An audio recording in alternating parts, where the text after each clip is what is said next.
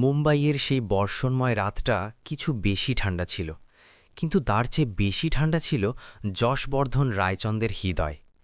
যশবর্ধন দেশের সবচেয়ে বড় ব্যবসায়ী টাইকুনদের একজন, যাদের জন্য আবেগ শুধু দুর্বল মানুষের অলংকার ছিল। ৪৫ বছর বয়সে যশবর্ধন সব কিছু অর্জন করেছিল যা একজন সাধারণ মানুষ স্বপ্ন দেখে। অর্বুদ অর্থ, শহরের সবচেয়ে দামি এলাকায় আলিশান বাংলো এবং লাক্সারি গাড়ির কাফেলা। কিন্তু তার চোখে একটা অদ্ভুত খালি জায়গা ছিল, যা তার অর্থও পূরণ করতে পারেনি এবং তার সাফল্যও না। তার জন্য দুনিয়া শুধু লাভ এবং খুঁটির একটা চুক্তি ছিল।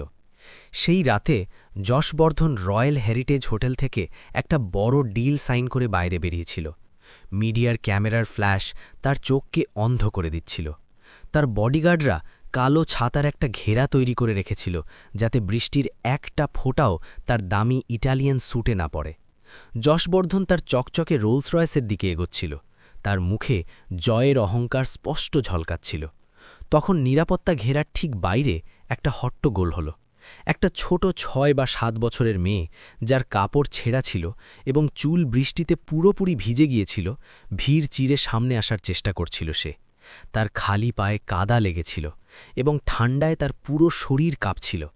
একটা বডিগার্ড তাকে দেখে ফেলল এবং তাকে জোরে ধাক্কা দিল। হট এখান থেকে, এটা ভিক্ষা চাওয়ার জায়গা নয়। গার্ড রাগে চিৎকার করল। মেয়েটা কাদায় পড়ে গেল, কিন্তু তার চোখে ভয়ে ছিল না, একটা অদ্ভুত জিদ ছিল। যশবর্ধন গাড়ির দরজা খোলার উপক্রম করছিল যে তার নজর সেই মেয়েটার উপর পড়ল। সাধারণত তিনি এমন দৃশ্যগুলোকে উপেক্ষা করতেন, কিন্তু সেই মেয়েটার চোখে কিছু এমন ছিল যা তাকে থামিয়ে দিল। সে কাঁদছিল না, সে শুধু তাকে ঘুরে দেখছিল, যেন সে তাকে চেনে। যশবর্ধন হাতের ইশারায় গার্ডকে পিছিয়ে যেতে বলল। নীরবতা ছড়িয়ে পড়ল। বৃষ্টির ফোঁটার শব্দের মাঝে যশবর্ধন সেই মেয়েটার কাছে গেল। তার অহংকার তাকে নিচু হতে বাধা দিচ্ছিল, কিন্তু কৌতূহল তাকে বাধ্য করল। কি চাই তোমার? যশবর্ধন তার ভারী এবং রুক্ষ কণ্ঠে জিজ্ঞাসা করল। টাকা, খাবার? তাদের এটা নিশ্চিত ছিল যে প্রত্যেক ভিক্ষুকের মতো এটাও কিছু নোট চাইবে। মেয়েটা তার কাদামাখা হাতের তালু ঝাড়ল এবং দাঁড়িয়ে উঠল।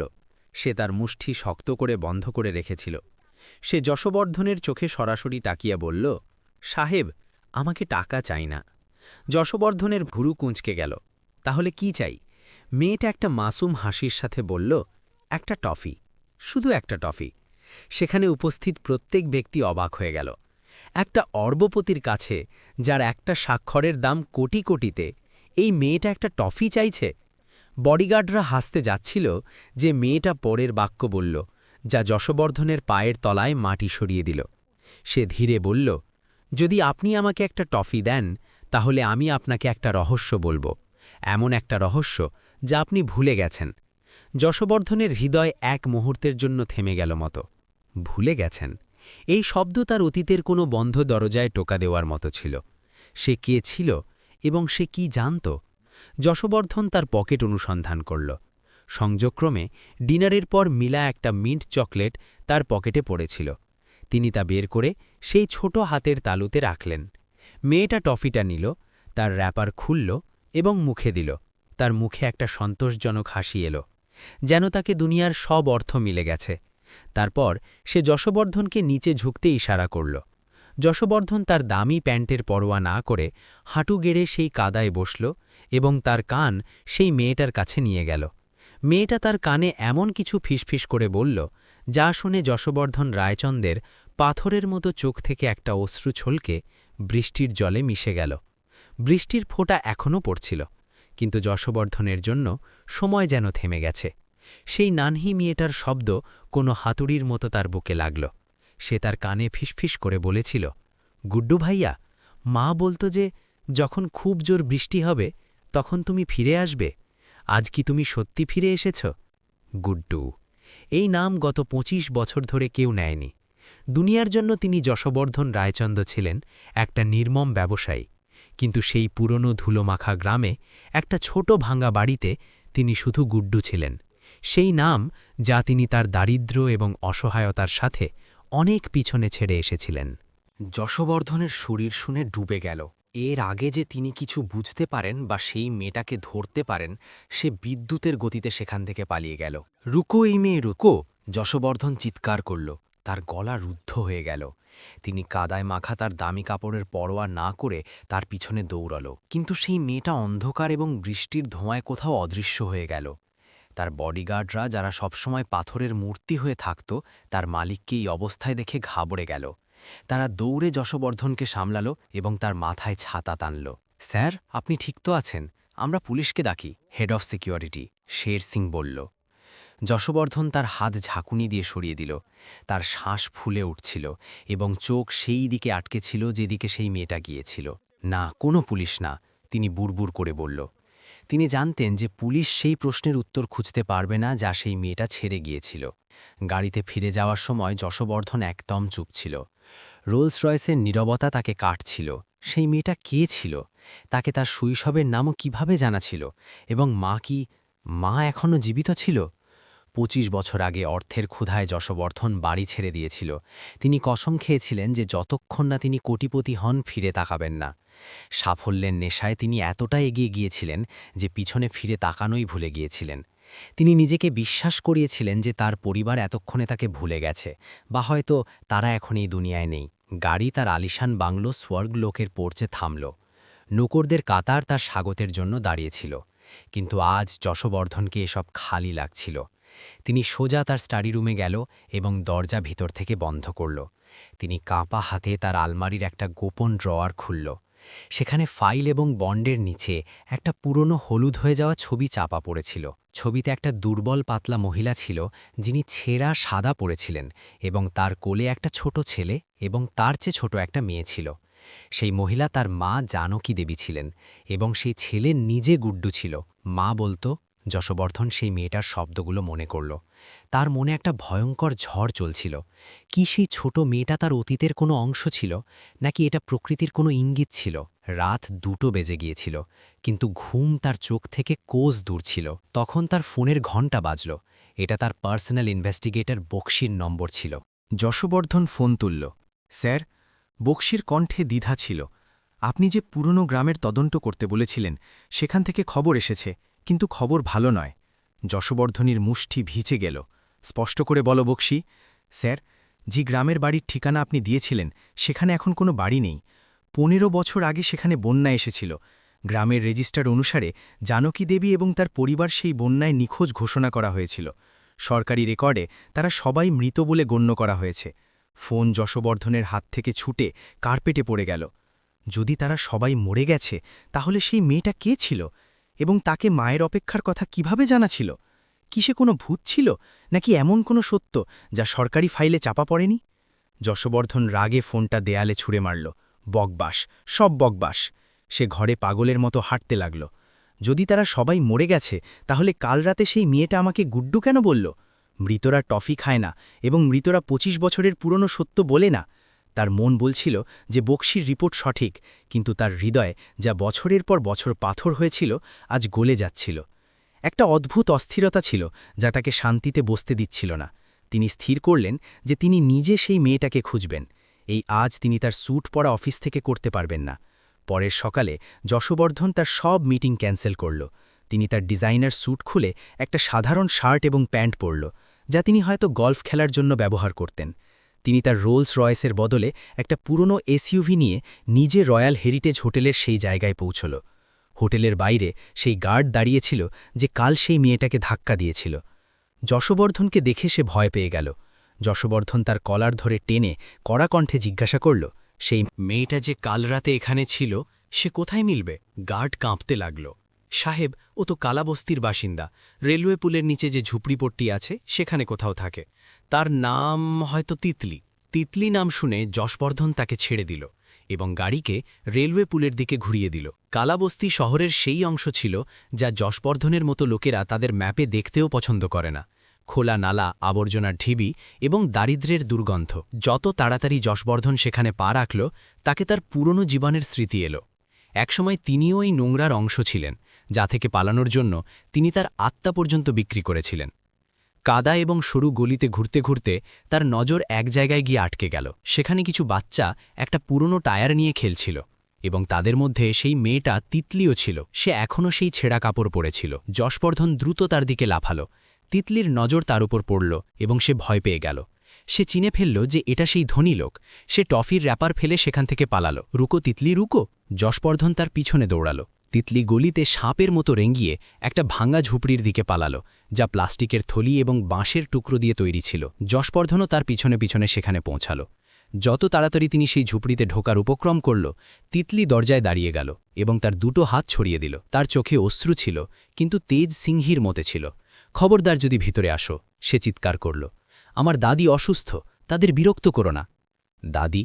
যশবর্ধনের পা থেমে গেল। ঝুপড়ির ভিতর থেকে অন্ধকারে একটা কাশির শব্দ এলো, একটা খুব দুর্বল বুড়ি এবং কাঁপা কণ্ঠ। কে আছে তিতলি? কি কোনো পুলিশওয়ালা? সেই কণ্ঠ জিজ্ঞাসা করল। সেই কণ্ঠ যশবর্ধনের হৃদয় পাঁজর ভেঙে বাইরে আসতে চাইছিল। এই কণ্ঠ বুড়ো হয়ে গিয়েছিল, এতে ব্যথা ছিল, ফুসফুসের দুর্বলতা ছিল। কিন্তু এটা সেই লড়ির কণ্ঠ ছিল যা একসময় গুড্ডুকে ঘুম পাড়িয়েছিল। যশবর্ধন তিতলিকে ধীরে সরিয়ে দিল এবং ভিতরে উঁকি দিল। ভিতরে একটা ভাঙা চারপাইয়ে একটা অত্যন্ত বুড়ো মহিলা শুয়েছিল। তার চোখে মতিয়াবিন্দের পর্দা ছিল, যা থেকে স্পষ্ট বোঝা যাচ্ছিল যে তিনি দেখতে পান না। কিন্তু তার শিহরে শিরায় দেয়ালে একটা মরচে ধরা লোহার সিন্দুক রাখা ছিল, সেই সিন্দুক যাতে যশবর্ধনের বাবা তার উপার্জন রাখতেন। যশবর্ধনের হাঁটু উত্তর দিয়ে গেল, তিনি দরজার চৌকাঠে পড়ে গেল। তার মুখ থেকে শুধু একটা শব্দ বেরোল, মা।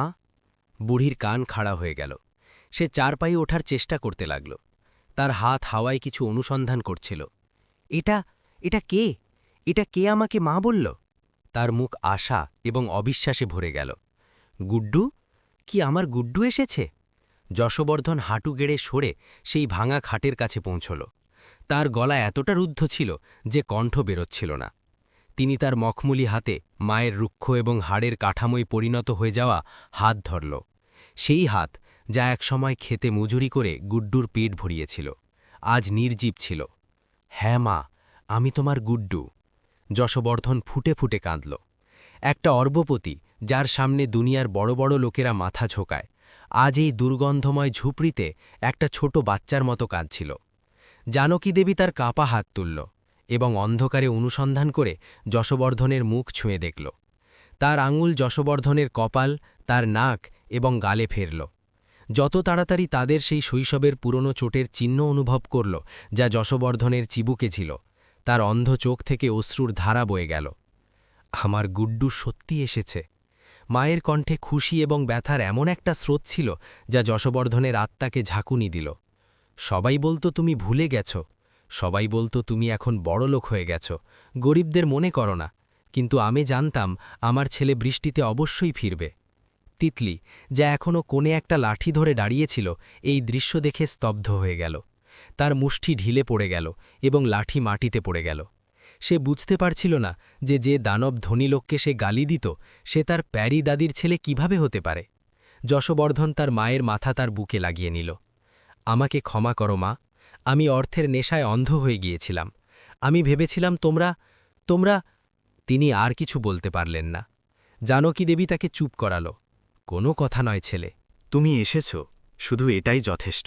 কিছুক্ষণ পর যখন আবেগের জোয়ার একটু কমল, যশবর্ধন তার অশ্রু মুছল এবং চারদিকে সেই নরকের মতো কোঠরি দেখল। ছাদ থেকে জল টপকাচ্ছিল, যা থামানোর জন্য নিচে প্লাস্টিকের বাটি রাখা ছিল। কোণে কিছু শুকনো রুটির টুকরো পড়েছিল। যশবর্ধন ভারী মনে জিজ্ঞাসা করল, মা, গ্রামে বন্যার পর কি হয়েছিল? এবং বক্সি বলল যে তোমরা মরে গেছ। জানকী দেবী একটা লম্বা ব্যথাময় শ্বাস নিল। বন্যা সবকিছু ছিনিয়ে নিয়েছিল ছেলে। বাড়ি, ক্ষেত, পরিচয় সব ভেসে গিয়েছিল। সরকারি বাবুরা এসেছিল, তারা কাগজে আমাদের মৃত ঘোষণা করেছিল, যাতে ক্ষতিপূরণের টাকা নিজেরা খায়। আমরা জীবিত ছিলাম, কিন্তু দুনিয়ার জন্য মৃত হয়ে গিয়েছিলাম। পেটের আগুন আমাদের এই শহরে নিয়ে এসেছিল। আমি অন্ধ হয়ে গিয়েছিলাম এবং ভিক্ষা চাওয়ার নৌবত এসেছিল। যশবর্ধনের রক্ত ফুটে উঠল। যে সিস্টেম এবং অর্থের অংশ তিনি ছিলেন, সেটাই তার মাকে জীবিত মারা দিয়েছিল। তখন তার নজর আবার তিতলির উপর পড়ল, যা এখনও ভয় এবং কৌতূহলে তাকে দেখছিল। এবং এটা? যশবর্ধন জিজ্ঞাসা করল, এই মেয়েটা কে মা? কি এটা? তাকে মনে হল হয়তো এটা তার কোনো বোনের মেয়ে হবে, যার সম্পর্কে তাকে খবর নেই। জানকী দেবীর মুখে একটা মমতাময় হাসি এলো। তিনি হাত বাড়িয়ে হাওয়ায় এই ইশারা করল এবং তিতলি দৌড়ে তার কাছে এলো। জানকী দেবী তাকে তার বাহুতে ভরে নিল। এটা আমার নাতনি নয়, কিন্তু নাতনির চেয়ে বেশি। মা বলল, যখন আমি শহরে এসেছিলাম অন্ধ এবং অসহায়, তাহলে আমাকে এটা আবর্জনার ঢিবির কাছে মিলেছে। নিজেরা আমাকে ছেড়ে দিয়েছিল এবং নিজেরা এটাকে ফেলে দিয়েছিল। দুটো অনাথ মিলে গেল, তাহলে পরিবার হয়ে গেল। গুড্ডু, যদি এটা না থাকত তাহলে আমি বছর আগেই মরে যেতাম। এটা আমার লাঠি, আমার চোখ, এটাই আমাকে ভিক্ষা করে খাওয়ায়। যশবর্ধন তিতলির দিকে দেখল। সেই মেয়েটা, যাকে কাল তার গার্ড ধাক্কা দিয়েছিল, যাকে তিনি ভিক্ষুক মনে করেছিলেন, আসলে সেটাই তার মায়ের রক্ষক ছিল। যশবর্ধনকে তার অর্বদা রুপিয়ার ঘৃণা হতে লাগল। যে কাজ তার ছেলে করতে পারেনি, সেটাই অনাথ মেয়েটা একটা টফির আশা ছাড়া করেছে। তখন তিতলি ধীরে জিজ্ঞাসা করল, দাদি, কি এখন আমরা এই নোংরা বাড়িতে থাকব না? কি গুড্ডু ভাইয়া আমাদের নিয়ে যাবে? যশবর্ধন এগিয়ে তিতলির ছোট নোংরা হাত তার হাতে নিল। হ্যাঁ বেটা, তিনি কসম খেয়ে বলল, আজ থেকে তোমাদের দুজনের জায়গা এখানে নয়, আমার প্রাসাদে। চলো মা, বাড়ি চলি। কিন্তু যত তাড়াতাড়ি যশবর্ধন মাকে তোলার চেষ্টা করল, জানকী দেবী চিৎকার করে তার হাত টেনে নিল। ব্যথার একটা তরঙ্গ তার মুখে চাপা পড়ে গেল। আহ নয় গুড্ডু, থাম বেটা। মায়ের শ্বাস হঠাৎ দ্রুত হয়ে গেল। কি হয়েছে মা? যশবর্ধন ঘাবড়ে গেল। তিতলি কাঁদতে কাঁদতে বলল, দাদির পা। এখন সাহেব, দাদির পা দেখো। যশবর্ধন যত তাড়াতাড়ি মায়ের পুরনো শাড়ি পা থেকে সরাল, তার রোম খাড়া হয়ে গেল। মায়ের পা খুব খারাপভাবে ফুলে গিয়েছিল এবং তাতে গভীর সংক্রমণ, গ্যাংগ্রিন ছড়িয়ে পড়েছে। কোনো লোহার চোট বা কীটের কামড়ের পুরনো ক্ষত এখন বিষ হয়ে গিয়েছে। সেখান থেকে খুব খারাপ দুর্গন্ধ আসছিল। চিকিৎসার টাকা ছিল না। তিতলি শিকে শিকে বলল, ওষুধওয়ালা বলেছিল পা কাটতে হবে, না হলে বিষ পুরো শরীরে ছড়িয়ে পড়বে। যশবর্ধনের চোখের সামনে অন্ধকার ছেয়ে গেল। তিনি দুনিয়া কিনতে পারতেন, কিন্তু তার মায়ের পীড়া দেখে তিনি নিজেকে দুনিয়ার সবচেয়ে গরিব মানুষ অনুভব করছিলেন। যশবর্ধন এক মুহূর্তও নষ্ট করল না। তিনি তার মাকে, যার শরীর থেকে অসুস্থতা এবং দারিদ্র্যের গন্ধ আসছিল, তার কোলে তুলে নিল। তার লক্ষ লক্ষের শুটে পুঁজ এবং রক্তের দাগ লাগছিল, কিন্তু যশবর্ধনকে দুনিয়ার কোনো জিনিসের পরোয়া ছিল না। তিনি ঝুপড়ি থেকে বাইরে বেরোল এবং দৌড়ে তার গাড়ির দিকে এগোল। তিতলিও তার পিছনে পিছনে দৌড়াল। তার চোখে ভয় ছিল যে কোথাও এই লোকেরা দাদিকে তার থেকে ছিনিয়ে নেবে না। যশবর্ধন গাড়ির পিছনের দরজা খুলল এবং মাকে মখমলি সিটে শুইয়ে দিল। তিতলিও ভয়ে ভয়ে ভেতরে ঢুকল এবং কোণে গুটিয়ে বসল। তার দাদির হাত শক্ত করে ধরে। হাসপাতাল, শহরের সবচেয়ে বড় হাসপাতাল। দ্রুত! যশবর্ধন ড্রাইভারের উপর চিৎকার করল। গাড়ি হাওয়ার সাথে কথা বলতে লাগল। যশবর্ধন পথ থেকে শহরের সবচেয়ে বড় সার্জন ডক্টর মেহতাকে ফোন লাগাল। ডক্টর, আমি আমার মাকে নিয়ে যাচ্ছি। আমাকে সেরা টিম চাই। যদি তাদের কিছু হয় তাহলে আমি পুরো হাসপাতাল কিনে তাতে আগুন লাগিয়ে দেব। তার কণ্ঠে এমন ভয় এবং রাগ ছিল যে ফোনের অন্যদিকে ডক্টরও ভয় পেয়ে গেল। পথভর যশবর্ধন মায়ের হাত ধরে রইল। জানকী দেবী এখন অজ্ঞানের অবস্থায় ছিল। তার শরীর ঝড়ে তপ্ত হয়েছিল। তিতলি তার বড় বড় চোখে যশবর্ধনকে দেখছিল। সে প্রথমবার কাউকে তার দাদির জন্য এতটা তরপাতে দেখেছে। সে ধীরে তার পকেট থেকে সেই টফি বের করল যা যশবর্ধন তাকে দিয়েছিল, এবং তাকে যশবর্ধনের হাতের তালুতে রাখল। আপনি কাঁদবেন না, তিতলি মাসুমভাবে বলল। দাদি বলতো যে যখন কোনো নিজের কাছে থাকে তাহলে ব্যথা কমে যায়। এখন আপনি এসেছেন না, দাদি ঠিক হয়ে যাবে। সেই মেয়েটার শব্দ যশবর্ধনের বুক ছিন্ন ভিন্ন করে দিল। তারা যে টফিকে ভুলে গিয়েছিল, সেই মেয়েটা তাকে তার জন্য খায়নি, বরং হয়তো তার দাদির জন্য বাঁচিয়ে রেখেছিল। গাড়ি সিটি হাসপাতালের এমার্জেন্সি গেটে থামল। স্ট্রেচার আগে থেকে প্রস্তুত ছিল। হাসপাতালের স্টাফ অবাক হয়ে গেল। শহরের সবচেয়ে ধনী লোক যশবর্ধন রায়চন্দ একটা ভিক্ষুকের মতো দেখতে বুড়ি মহিলার জন্য পাগলের মতো চিৎকার করছিল। মিডিয়ার কিছু ভ্যানও সেখানে পৌঁছে গিয়েছিল, কিন্তু যশবর্ধন সবাইকে উপেক্ষা করল। জানকী দেবীকে তুরন্ত আইসিইউতে নিয়ে যাওয়া হলো। লালবাতি জ্বলে উঠল এবং বাইরে নীরবতা ছড়িয়ে পড়ল। যশবর্ধন এবং তিতলি বাইরে বেঞ্চে বসল। মিনিট ঘণ্টার মতো কাটছিল। যশবর্ধনের প্রত্যেক মুহূর্ত ভারী হয়ে উঠছিল। অর্থ, ক্ষমতা আর উৎপা সবকিছু সেই আইসিইউর দরজার বাইরে অসৎ হয়ে গিয়েছিল। প্রায় 1 ঘণ্টা পর ডক্টর মেহতা বাইরে এলো। তার মুখে গম্ভীর ভাব ছিল। তিনি তার মাস্ক খুলল এবং মাথা ঝোঁকাল। যশবর্ধন ঝাঁপিয়ে পড়ল। ডক্টর, আমার মা কেমন আছে? অপারেশন শুরু করা হয়েছে কি না? ডক্টর মেহতা একটা গম্ভীর শ্বাস নিল। মিস্টার রায়চন্দ, আমাকে খুব দুঃখিত। সংক্রমণ খুব বেশি ছড়িয়ে পড়েছে। এটাকে সেপ্টিসিমিয়া বলে। বিষ তার রক্তে মিশে গিয়েছে। তার শরীর খুব দুর্বল, কুপোষণের শিকার। আমরা অপারেশন করতে পারি, পা কাটতে পারি, কিন্তু কিন্তু কি? টাকার চিন্তা করবেন না। যশবর্ধন চিৎকার করল, কথা টাকার নয় স্যার। ডক্টর ধীর কণ্ঠে বলল, কথা সময়ের। তার কাছে হয়তো কয়েক ঘন্টা বাকি। তার হৃদয় এতটা দুর্বল যে সে অ্যানেস্থেশিয়া বা অজ্ঞানের ওষুধের ঝাঁকুনি সহ্য করতে পারবে না। যদি আমরা অপারেশন করি তাহলে টেবিলে তার প্রাণ যেতে পারে, এবং যদি না করি তাহলে বিষ তাকে মারবে। যশবর্ধনের পায়ের তলায় মাটি সরে গেল। তিনি দেয়ালের সাহায্যে নিচে বসে গেল। ২৫ বছর পর মা মিলেছে, এবং এখন প্রকৃতি তাদের থেকে সেটাও ছিনিয়ে নিচ্ছে। তখন আইসিইউর দরজা একটু খুলল এবং একটা নার্স বাইরে এলো। ডক্টর, রোগী জ্ঞান ফিরেছে। তিনি বারবার গুড্ডু এবং তিতলিকে ডাকছেন। তার শ্বাস উড়ে যাচ্ছে। যশবর্ধন বুঝল যে এটা বিদায়ের সময়। তিনি তিতলির হাত ধরল এবং আইসিইউর ভিতরে গেল। ভিতরে মেশিনের বিপ বিপের মাঝে জানকী দেবীর শেষ শ্বাস গুনছিল। আইসিইউর ঘরে মেশিনের বিপ বিপ কোনো ঘড়ির টিকটিকের মতো গুঞ্জন করছিল, যা বলছিল যে সময় বালির মতো মুষ্টি থেকে সরে যাচ্ছে। যশবর্ধন এবং তিতলি বিছানার দুই পাশে দাঁড়িয়েছিল। জানকী দেবীর মুখ হলুদ হয়ে গিয়েছিল, কিন্তু তার চোখে একটা অদ্ভুত শান্তি ছিল, সেই শান্তি যা একটা লম্বা অপেক্ষার শেষ হওয়ায় মেলে। যশবর্ধন মায়ের ঠান্ডা হয়ে যাওয়া হাত তার গালে লাগিয়ে নিল। মা, আমাকে ছেড়ে যেও না। আমি দুনিয়ার সবচেয়ে বড় ডক্টরদের ডেকে আনব। আমার কাছে অনেক টাকা আছে মা, আমরা সব ঠিক করে দেব। তিনি বাচ্চাদের মতো গিরগির করছিল। জানকী দেবী খুব কষ্টে তার আঙুল হেলিয়ে যশবর্ধনের ঠোঁটে রাখল। চুপ কর পাগলা। তার কণ্ঠ একটা নিভে যাওয়া দিয়ের লোয়ের মতো ধীর ছিল। টাকায় কিনতে পারিস না গুড্ডু। আমার সময় শেষ হয়েছে। ভগবান আমার শুনেছে। মরার সময় আমার ছেলে আমার চোখের সামনে আছে। আমাকে আর কি চাই? তিতলি, যা এখনও শিখে শিখে কাঁদছিল, সে ধীরে দাদির অন্য হাত ধরল। দাদি, তুমি যাবে না না? তুমি বলেছিলে তুমি আমাকে কখনো একা ছাড়বে না। জানকী দেবীর চোখ থেকে অশ্রুর একটা ফোঁটা গড়িয়ে পড়ল। তিনি তার সব বাকি শক্তি জমা করল। তিনি যশবর্ধনের হাত তুলল এবং তাকে তিতলির ছোট হাতের ওপর রাখল। গুড্ডু মা, গভীর শ্বাস নিয়ে বলল, আমার একটা কথা মানবি? সব মানব মা, সব কিছু। যশবর্ধন কাঁদতে কাঁদতে বলল, এই তিতলি, এটা কোনো সাধারণ মেয়ে নয়। এটা আমাকে তখন সামলেছে যখন আমার নিজের রক্ত আমাকে ভুলে গিয়েছিল। আজ আমি তোকে আমার সবচেয়ে দামি ধন, সবচেয়ে। এটা আমার আমানত। এটাকে কখনো অনাথ হতে দিবি না।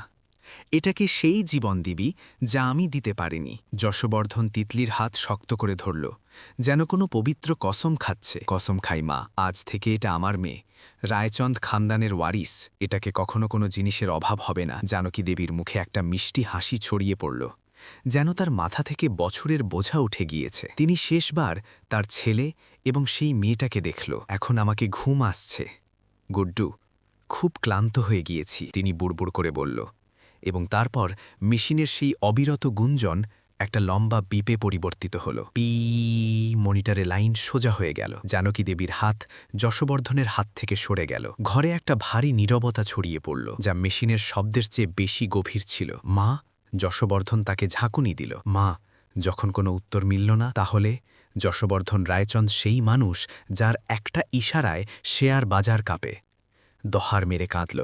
সেই চিৎকার যা ২৫ বছর ধরে তার বুকে চাপা ছিল, আজ বাইরে এসেছে। তিতলিও দাদির বুকে লেপটে গেল, কিন্তু এখন তাকে চুপ করানোর কেউ নেই। ডক্টর এবং নার্সরা মাথা ঝুঁকিয়ে নিল। সেই ঘরে ধন হেরে গিয়েছে এবং মৃত্যু জিতেছে, কিন্তু সেই হারে একটা সম্পর্ক আবার জুড়ে গিয়েছে। অন্তিম সংস্কারের দিন পুরো শহর শ্মশানঘাটে ওমড়ে পড়ল। বড় বড় নেতা, ব্যবসায়ী, আইকন এবং বিখ্যাত ব্যক্তিরা তার দামি গাড়িতে যশবর্ধনকে সান্ত্বনা দিতে এসেছিল, কিন্তু যশবর্ধন তাদের সবার মাঝে একা দাঁড়িয়েছিল। তিনি তার দামি স্যুট না পরে একটা সাধারণ সাদা কুর্তা পায়জামা পরেছিল, এবং তার ঠিক পাশে হাত ধরে দাঁড়িয়েছিল তিতলি, যাকে এখন পরিষ্কার সাদা কাপড় পরানো হয়েছে। যখন চিতাকে আগুন দেওয়ার সময় এলো, তাহলে পণ্ডিতজি জিজ্ঞাসা করল, মুখাগ্নি কে দেবে? বড় ছেলে যশবর্ধন মশাল তুলল, কিন্তু তিনি এগোলেন না। তিনি মশালের অন্য প্রান্ত তিতলির হাতে দিল।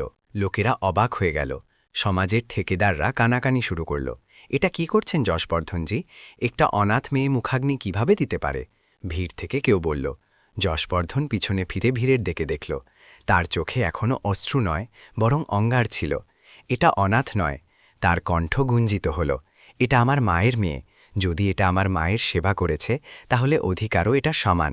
যশবর্ধন এবং তিতলি মিলে চিতাকে আগুন দিল। লেলিহান শিখা উপরে উঠতে লাগল এবং ধোয়ার সাথে জানকী দেবীর আত্মা মুক্ত হয়ে গেল। এটা দেখে যে তার গুড্ডু এখন সত্যি মানুষ হয়ে গিয়েছে। 6 মাস কেটে গিয়েছে, মুম্বাইয়ে আবার মৌসুম ফিরে এসেছে। ঠিক সেই মতো আবহাওয়া যেমন সেই রাতে ছিল, যখন যশবর্ধনের জীবন চিরকালের জন্য বদলে গিয়েছিল। কিন্তু এই বৃষ্টির ফোঁটা যশবর্ধনকে ঠান্ডা এবং চোখা লাগছিল না, বরং শান্তি দেওয়া লাগছিল। স্বর্গলোক বাংলো, যা একসময় তার নির্জনতা এবং নীরবতার জন্য পরিচিত ছিল, আজ সেখানে রৌনক ছিল। দেয়ালের রং সেখানেই ছিল, কিন্তু ফেজা বদলে গিয়েছে। হলে এখন দামি 8 পিসের জায়গায় খেলনা ছড়িয়ে পড়েছিল এবং নীরবতার জায়গায় একটা পেয়ারি হাসি গুঞ্জিত হতো।